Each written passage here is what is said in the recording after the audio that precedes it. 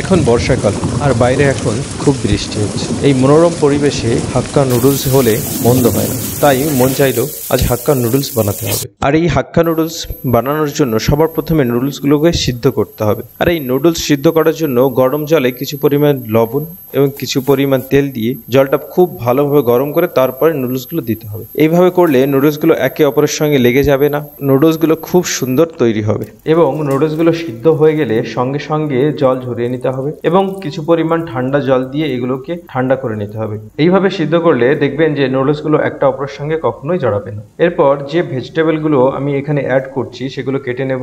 সবার প্রথমে নিয়েছি একটা পেঁয়াজ, আর নিয়েছি 3 রকমের ক্যাপসিকাম আর 2টো লঙ্কা।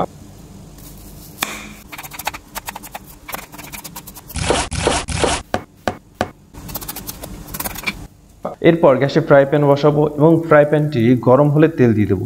তেলটি গরম হওয়ার সঙ্গে সঙ্গে আমি এখানে পেঁয়াজ দিয়ে দেবো। পেঁয়াজগুলো হালকা ফ্রাই করতে হবে।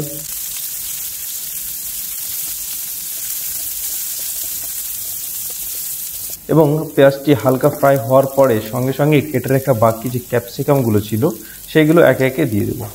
এই ক্যাপসিকামগুলো হালকা ফ্রাই করতে হবে, খুব বেশি ফ্রাই করা লাগবে না, কারণ এই নুডলসটা ভেজিটেবল নুডলস। যদি আপনি খুব বেশি ফ্রাই করেন তাহলে এগুলোকে আর খুঁজে পাওয়া যাবে না। এবং সামান্য পরিমাণে লবণও দিয়ে দেবো। লবণ ছাড়া যে কোনো খাবারই স্বাদবিহীন বললেই চলে, তাই লবণ অবশ্যই দেবেন, তবে পরিমাণ মতো। ভেজিটেবলগুলো এরকম ফ্রাই হয়ে এলে সিদ্ধ করে রাখা নুডলসগুলো এর উপরে দিয়ে দেবো এবং ভেজিটেবল এবং নুডলসগুলোকে খুব সুন্দর করে মিক্স করে নেব এবং এর সঙ্গে কিছু পরিমাণ সয়া সস এবং কেচাপ অ্যাড করব, যাতে কালার এবং টেস্ট আরও বেটার হয়। এবার গ্যাসের ফ্লেমটা হাইতে দিয়ে দেবো। এবার খুব বেশি সময় ফ্রাই করা যাবে না, তাহলে টেস্ট খারাপ হয়ে যাবে। মাত্র 30 থেকে 40 সেকেন্ড এরকম হাই ফ্লেমে ফ্রাই করলেই রেডি হয়ে যাবে খুব সুন্দর হাক্কা নুডলস। আর দেখতেই পাচ্ছেন আমাদের হাক্কা নুডলস একেবারেই রেডি। তো এখন যে কোনো একটি প্লেটে আমি নিয়ে নেব। তো আপনারাও ঠিক একইভাবে হাক্কা নুডলস বানিয়ে ট্রাই করুন। আর যদি আপনারা ঠিক এইভাবে বানান তাহলে এর যে স্বাদ হবে, আপনার প্রিয়জন কখনোই ভুলবে না আপনার হাতের জাদু। আশা করি এই ভিডিওটি আপনাদের পছন্দ হবে।